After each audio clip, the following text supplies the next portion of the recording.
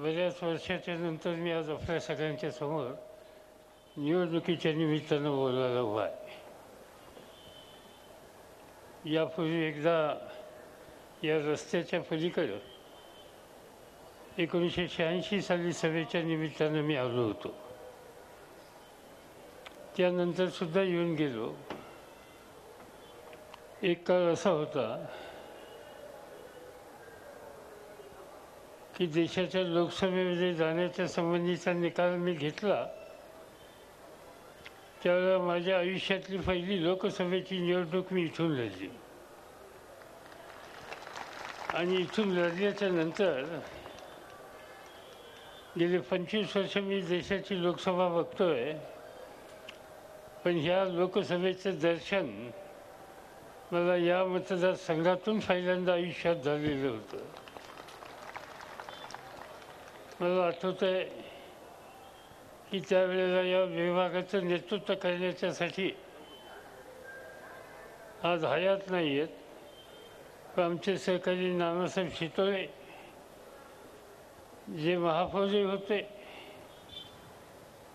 अनेक वर्ष या परिसरातल्या जनतेच्या हिताची जपणूक करण्याच्यासाठी त्यांनी खबरदारी घेतली आणि त्यांच्यावर काम करणारे अनेक सहकारी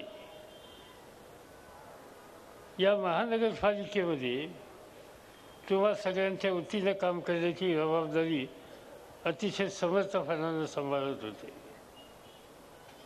आणि म्हणून या सगळ्या गोष्टी मला आठवत आहेत. आता अलीकडच्या काळामध्ये मी निवडणुकीच्या राजकारणातून थोडंसं बाजूला जातोय आणि त्याचं महत्त्वाचं कारण आज तारीख किती आहे? अच्छा, तर काल 17 तारीख होती. कालच्या 17 तारखेला विधानसभा आणि लोकसभा आणि राज्यसभा आणि विधान परिषद ही देशातली आणि महाराष्ट्रातली 4 सभागृह आहेत. या 40 सभागृहामध्ये सतत जाऊन मला काल 50 वर्ष झाली. मी महाराष्ट्रातल्या जनतेचा ऋणी आहे की एका व्यक्तीला 50 वर्ष लोक निवडून देत आहेत. कधी त्यांनी घरी पाठवलं नाही, सुट्टी केली नाही. या ठिकाणी टेल्कोमध्ये काम करणाऱ्या कामगाराला सुद्धा सुट्टी असती, वेगवेगळ्या कंपन्यात काम करणाऱ्यांना सुट्टी असती, खेड्यामध्ये शेतीमध्ये काम करणाऱ्या मजुरालाही सुट्टी असती आणि शेतात काम करणाऱ्या बैलाला सुद्धा सुट्टी असते आठवड्यातनं एकदा. पण तुम्ही लोकांनी मला काही सुट्टी दिली नाही आणि ती 50 वर्ष. आणि म्हणून मीच आता ठरवलं, सगळ्यांना सांगितलं की बाबांनो आता हळूहळू मला थांबायला सांगा. आता खूप 50 वर्ष झाली. पण मला इथं आल्याच्या नंतर अलीकडे मी कधी जाता येता रस्त्याने जात असतो, बघत असतो. दैनंदिन कामामध्ये इथं संजोग आहेत, बाकीचे सगळे सहकारी आहेत, महापौर आहेत आणि या सगळ्यांना वेळप्रसंगी कसल्या प्रकारची संकट किंवा अडचण आली तर अजितदादा त्यांच्या पाठीशी आहेत. आणि त्यामुळे कामाच्या बाबतीत इथं काही कमतरता नाही आहे. प्रचंड बदल दिसतो. मध्यंतरी मी हिंदुस्थान अँटिबायोटिक्समध्ये तिथल्या कामगारांच्या प्रश्नाच्यासाठी गेलो होतो. तो संबंध रस्ता मी बघितला, माझ्या लक्षात आलं नाही मी कोणत्या गावात आलो आहे. या पिंपरी चिंचवडच्या कोणत्याही भागात गेल्याच्या नंतर मी निवडणुकीला उभं राहिलेलं त्या काळातल्या रस्त्यांची आणि या नगरीची अवस्था आणि आजची अवस्था बघितल्याच्या नंतर नागरी प्रश्नांची सोडवणूक करून शहराचा विकास कसा करायचा याचा जर कोणाला माहिती घ्यायची असेल तर आज दिल्लीमध्ये चर्चा केली जाते. तुम्ही पिंपरी चिंचवडला जाऊन बघा. आणि हे सगळं घडू शकलं त्याचं कारण तुमच्या सगळ्यांची एकी आणि राष्ट्रवादीच्या कार्यकर्त्यांची काम करण्याच्या संबंधीची भूमिका याच्या समन्वयामधून आज हे सगळं शहर एक देशातलं महत्त्वाचं शहर होऊन बसलेलं आहे. मध्यंतरी काही प्रश्नाच्यासाठी आपले लोक दिल्लीला आले. व्यंकय्या नायडू नावाचे नागरिक विकास खात्याचे देशाचे मंत्री आहेत, त्यांच्याकडे बैठक होती. साधारणतः या मंत्र्यांच्याकडे बैठक होते. त्या प्रश्नांच्या आधी सरकारच्या अधिकाऱ्यांच्याकडून त्या नगरीची माहिती त्यांना दिली जाते. शिष्टमंडळ भेटण्याच्या पूर्वी माझ्याशी एकट्याशी त्यांनी चर्चा केली आणि मला म्हणले, आप काहे के लिए यहाँ आए हैं? मुझे कुछ समस्या है पिंपरी चिंचवड की जनता की, वो हल करने के लिए आपकी मदद चाहता हूँ. तो मुझे कि भाई हर क्षेत्र में पिंपरी चिंचवड का नंबर देश में मुझे फैला दिखाई देता है. एक गोष्ट अशी नाही की जिथे तुम्ही मागे नाही, तुम्ही सगळ्यात पुढं विकासाच्या संदर्भात पुढात, मूलभूत प्रश्न सोडवण्याच्या संदर्भात पुढात, या नागरीकरणाला हिरव्या झाडांची झाडं यावी, ती ग्रीन सिटी व्हावी, या संबंधीच्या कामामध्ये तुम्ही पुढात. बाग बगीच्यांची संख्या बघितली तर देशातल्या कुठल्या एका नगरीमध्ये एवढे बाग बगीचे बघायला मिळत नाहीत. मैदानांची संख्या बघितली तर त्याची कमतरता नाही. या ठिकाणी रंगनाथ फुगे आहेत, बाकीची जुनी आमची मंडळी आहेत. मी त्या काळात येत असे तर एकच चर्चा या ठिकाणी व्हायची की आम्हाला कुस्तीसाठी तालीम पाहिजे. आता त्या तालमींची संख्या या ठिकाणी बघितली तर मला नाही वाटत महाराष्ट्रातल्या कोणत्या शहरामध्ये एका शहरामध्ये इतक्या तालमी या ठिकाणी बांधलेल्या आहेत. आणि म्हणून एक क्षेत्र असं नाही, मग ते वडीलधाऱ्या लोकांच्यासाठी विरंगुळा केंद्र असो किंवा सभागृह, नाट्यगृह, सांस्कृतिक भर, जे जे काही लोकांच्या दृष्टीने अत्यंत महत्त्वाचं असतं त्या सगळ्याची उभारणी या ठिकाणी गेल्या काही वर्षामध्ये राष्ट्रवादी काँग्रेस पक्षाच्या कार्यकर्त्यांच्या प्रयत्नातून आणि नेतृत्वातून आणि तुम्हा सगळ्यांच्या सहकार्यातून उत्तम रीतीने या ठिकाणी झालेली आहे. आणि म्हणून या शहराचा चेहरा बदलला आणि म्हणून पिंपरी चिंचवडचं नाव आज सगळीकडे घेतलं जातं. आणि ती परंपरा आपल्याला चालवायची, तेच काम करायचे पुढे आणि शिल्लक राहिलेल्या कामाची पूर्तता करून इतर राहणाऱ्या माणसांना न्याय द्यायचा. म्हणून एक काळ असा होता की उद्योगधंदे इकडं, राहायला पुण्यात आणि पुण्यातनं इथे यायचं, काम करून संध्याकाळी परत जायचं. आता चित्र बदललं. आता उद्योगधंदे इथं आणि राहणारे इथंच, की आता पुण्याला जात नाही. कारण या ठिकाणी निवाऱ्याच्या संबंधीची एवढ्या सुविधा एवढ्या मोठ्या प्रमाणावर केलेल्या आहेत आणि त्यामुळं आज लोकांना पुण्यामध्ये जाण्याच्या संबंधीची चिंता वाटत नाही.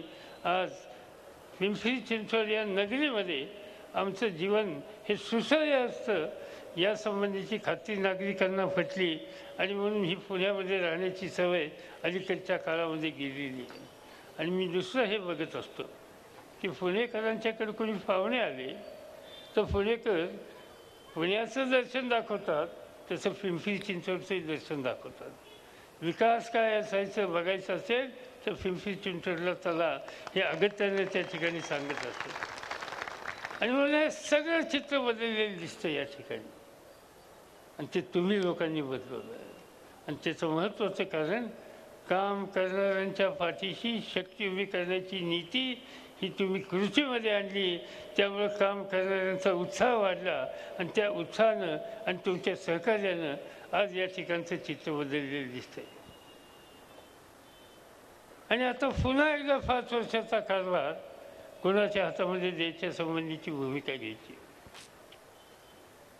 मला कळलं की मुख्यमंत्री आले होते, आजच आले होते. मला एका अधिकाऱ्याने फोन करून सांगितलं की मुख्यमंत्र्यांची पुण्यामध्ये सभा झाली, प्रचंड सभा. महाराष्ट्राच्या इतिहासात अशी मुख्यमंत्र्यांची सभा मी कधी पाहिली नाही. प्रचंड सभा. मुख्यमंत्री साहेब गेले सभेच्या ठिकाणी, व्यासपीठावर आले नाहीत, खाली थांबले. आत्ता येईल, मग येईल, मग येईल, आत्ता येईल. 5 मिनटं झाली, 10 मिनटं झाली, 15 मिनटं झाली. सांगितलं बापतांना, कुणी आलंच तर तुम्ही बोला, मी जातो. काय अवस्था ही. नंतर मला कळलं की तुमच्याकडे आले. गेल्या 2-3 दिवसामध्ये पिंपरी चिंचवडला 3 विराट सभा मुख्यमंत्र्यांच्या होणार असं कोणतरी मला कळवलं. मी आत्ता सहज विचारत होतो की कशा झाल्या सभा. ते म्हणजे 3 मधले 2 कॅन्सल झाल्या. खरं आहे का हे? 2 कॅन्सल झाल्या आणि एक काय होती असली लोकांनी पाहिली. इकडून आणतोय तो, तिकडून आणतोय तो. जे कोणी इकडून तिकडे गेले त्यांना थोडी बहुत स्वतःची प्रतिष्ठा, आम्ही भयंकर लोकांच्यात लोकप्रिय हे दाखवण्याच्यासाठी मुख्यमंत्री पुण्यातनं निघायच्या आधीच प्रत्येकाच्या दारामध्ये जाऊन हात जोडून बाबांनो चला माझ्या अब्रूचा प्रश्न जरा बसा, समोर थोड्या वेळ करणार बसा, जास्त वेळ नाही बसले तर चालेल, निदान फोटोमध्ये तरी आहेत कोणतरी हे दाखवण्यासाठी तर येऊन बसा. आणि म्हणून अतिविशाल सभा ती या ठिकाणी झाली. मुख्यमंत्र्यांच्या सभेचा विक्रम तेवढे लोकांनी केला. मी कधी हे पाहिलं नव्हतं. मी महाराष्ट्राच्या विधानसभेमध्ये 50 वर्षापूर्वी आलो होतो 1967 साली. आणि 1967 साली मी विधानसभेमध्ये आल्यानंतर तेव्हापासूनचे आजपर्यंतचे सगळे मुख्यमंत्री मी पाहिले. पण असला मुख्यमंत्री फायदा नाही की कुठं लोकांचाच पत्ता नाही. त्याच्यात येऊन गेलं इथं. मला माहिती नाही काय काय भाषणं दिली. अनेक ठिकाणी ते जातात, मोठी भाषणं देतात, सांगत असतात मी हे केलं, तुम्ही ते केलं. मला कधी कधी असं विचारायला वाटतं की अहो तुम्हाला सवय महाराष्ट्र तरी माहिती आहे का? महाराष्ट्राचे सगळे तालुके माहिती आहेत का? मी सांगू शकतो महाराष्ट्रातला एक सुद्धा तालुका नाही ज्या ठिकाणी मी गेलो नाही 4-4 किंवा 5-5 वेळा. मग ते चंद्रपूर जिल्ह्यात असो, गडचिरोलीला असो, नाही तर खाली सिंधुदुर्ग जिल्ह्यातला असो, आणि महाराष्ट्रातला एक सुद्धा तालुका असा नाही त्या ठिकाणच्या 100-500 लोकांना मी पहिल्या नावाने ओळखतो. राज्याचं नेतृत्व करायचं असतं, राज्याच्या हिताची जपणूक ही करायची असते, त्याला राज्याच्या ठिकठिकाणच्या प्रश्नांची समस्या ही माहीत असली पाहिजे. त्यातली कुठलीच गोष्ट माहिती नाही. आणि इथे येऊन काय करणार ते? 2.5 वर्ष झाली त्यांच्या हातामध्ये सत्ता आहे. कुणीही राज्याचा प्रमुख असेल त्याचं एक पहिलं कर्तव्य आहे हे राज्य एकसंघ ठेवण्याच्या संबंधीचा प्रयत्न करायचा. ही राज्य असं बनलेलं नाही. तुमच्यातल्या नव्या पिढीला माहिती नाही, हे राज्य बनण्याच्या पूर्वी महाराष्ट्र आणि गुजरात यांचं एक राज्य होतं आणि त्या राज्याचं नाव होतं द्विभाषिक. आणि त्याचे पहिले मुख्यमंत्री होते मोरारजीभाई देसाई आणि त्याच्यानंतरचे मुख्यमंत्री झाले यशवंतराव चव्हाण. आणि त्या संबंध कालखंडामध्ये महाराष्ट्रातल्या जनतेनं आम्हाला मराठी भाषिकांचं राज्य पाहिजे म्हणून संघर्ष केला. मोरारजीभाई देसाईंच्या काळामध्ये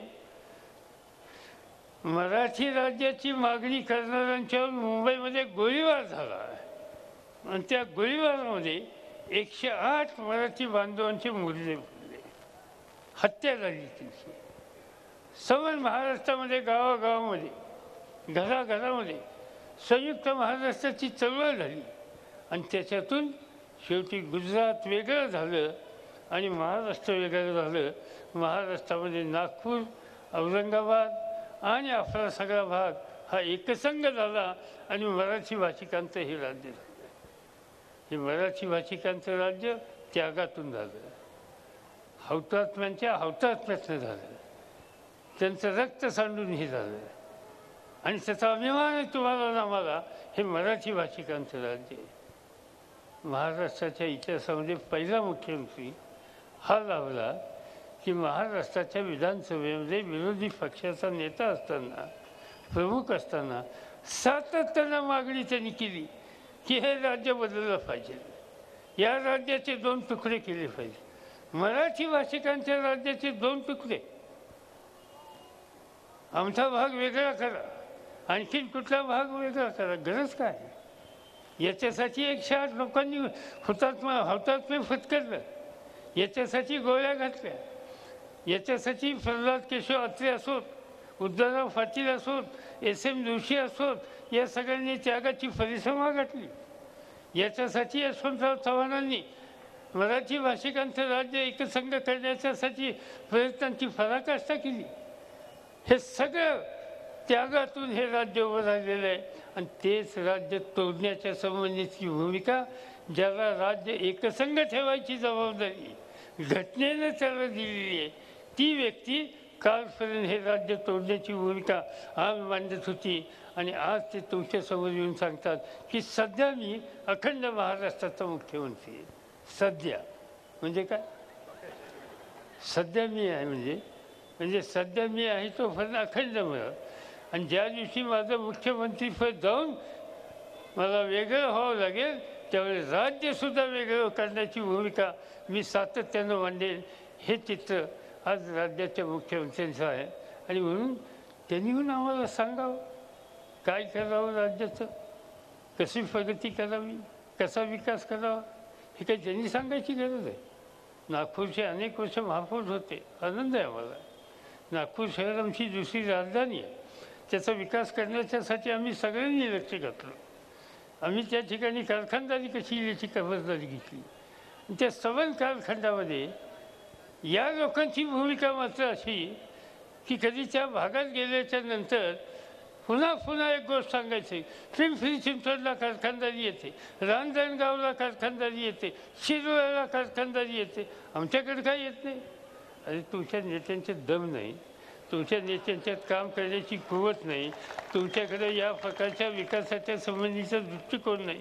लोक कष्टाळू आहे, नागपूरचे लोक चांगले, पण त्या चांगल्या लोकांना चांगलं नेतृत्व हे जर मिळालं असतं तर पिंपरी चिंचवड काय किंवा रांजणगाव काय यापेक्षा सुद्धा अधिक भाग त्यांना आपल्या परिसराचा करता आला असता, पण ती करण्याची त्यांची कुवत नाही. पण मुख्यमंत्रीपद आले हातामध्ये, नशिबाने घडलं खरं.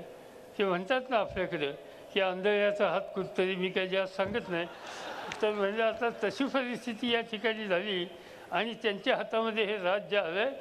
पण यांच्या हातून राज्याच्या हिताची जपणूक केली जाणार नाही, यांच्या हातून राज्य एकसंघ ठेवलं जाणार नाही.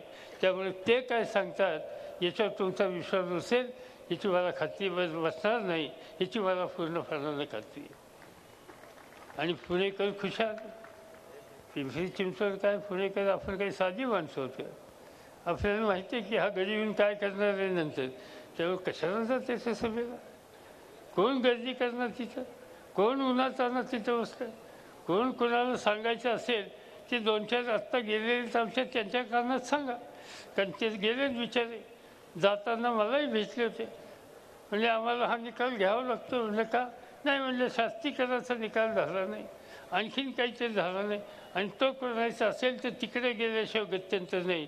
गेले तिकडं, मला माहिती नाही शास्त्रीकरणाचा काही निकाल झाला का, नाही झाला. मग तो बिचारा तिकडे जाऊन तसाच बसला काय असो. पण म्हणजे त्या ठिकाणी जाऊन बसले, हे सगळं फर्जात फाडून घ्यायचं म्हणून गेले, पण हे असं काही फर्जात फाडलं नाही. मग ती गमतीची माणसं असतात. इकडे सत्ता होती त्यावेळेस दादासारखा माणूस नाही, आणि दादाही आमचा भोळा. तो म्हणला की ठीक आहे, ह्याला दादा हा चांगला कार्यकर्ता दिसतोय, मग त्याला महापौर कर, त्याला आमदार कर, त्याला आणखीन कर, बाकीचे कष्ट करणारे हे मागं, आणि हेच सगळ्यात पुढं. ही स्थिती त्या ठिकाणी त्यांनी करून ठेवली होती. पण बरं झालं एकदा यातलं एकदा बाहेर पडलं. जे हक्काचे होते, जे कष्ट करणारे होते, ज्यांची बांधिलकी जनतेच्या बरोबर होती, ते सगळे या ठिकाणी राहिलेले आहेत. आणि त्यांच्या ताकदीच्या जोरावर राष्ट्रवादी काँग्रेस पक्ष हा मजबूतीनं पुढे जाणार आहे, याच्याबद्दल माझ्या मनामध्ये काही शंका नाही. आणि आम्ही करतो ते केवळ सत्तेचं राजकारण करत नाही. मी जबाबदारीने सांगतो, की ज्या ज्या वेळेला लोकांनी संधी दिली त्या संधीची उपयुक्तता लोकांच्या भल्याच्यासाठी, राज्य आणि देशाला मजबूत करण्याच्यासाठी केली. झी 24 तास रहा एक पाऊल पुढे.